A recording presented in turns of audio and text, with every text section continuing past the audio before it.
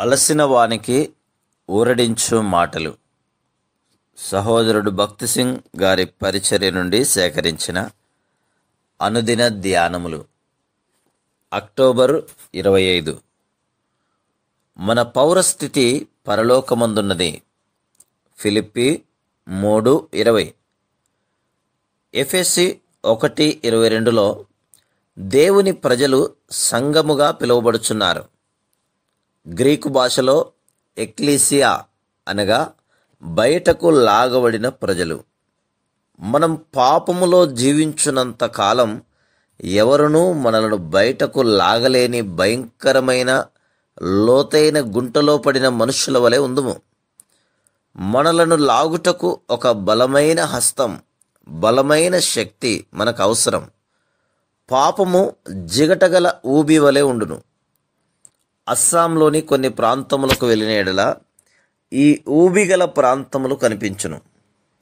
కొంతకాలం క్రిందట సువార్త పని నిమిత్తమై మేము అక్కడకు వెళితిమి.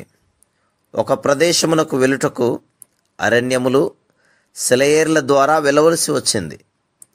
ఒక స్థలములో నడుచుచున్నప్పుడు అకస్మాత్తుగా నా పాదము క్రిందకు దిగిపోవుచుండుట కనుగొంటిని.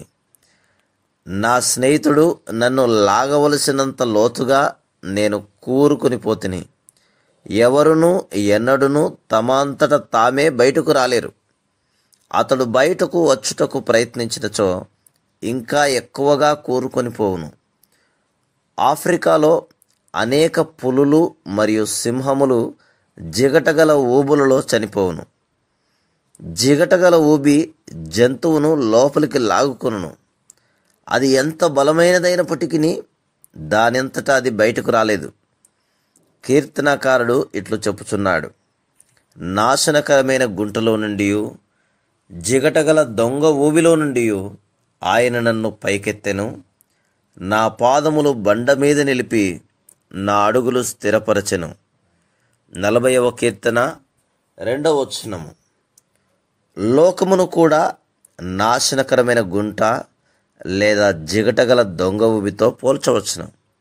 మనలో ఎవరమును మనంతట మనమే లోకము నుండి బయటకు రాలేము.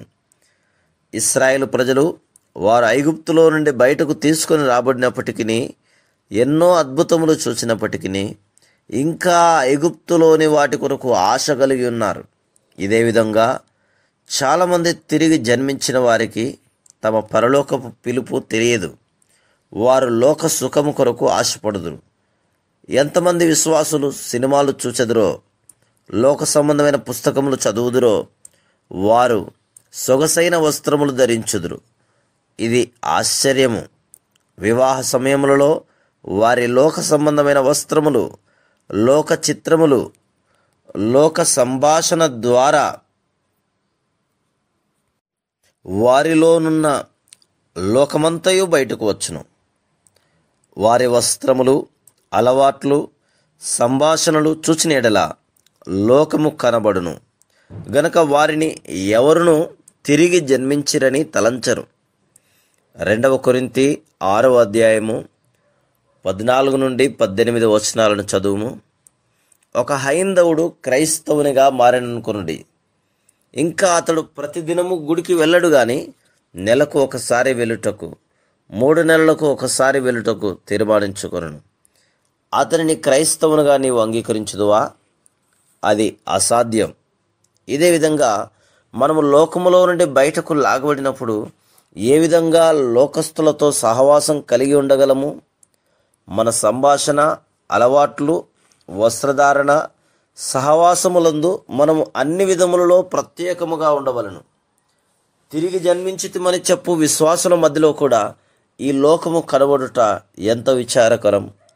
అందుచేతనే వారు తమ పరలోక పిలుపును, పనిని ఎరుగరు. మనము పరలోక ప్రజలము. మనము మన దృష్టిని ప్రభు అయిన యేసుక్రీస్తు వైపే ఉంచవలను.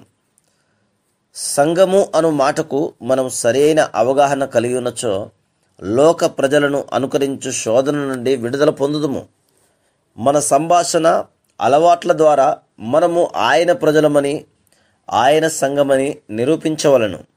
ఇదే విధముగా కొలస్సీ మొదటి 2 వచనాలు చదివినలా మన విశ్వాసము, ప్రేమ, వాత్సల్యత పరలోక విషయముల కొరకై ఉండవలనని గ్రహించుదుము.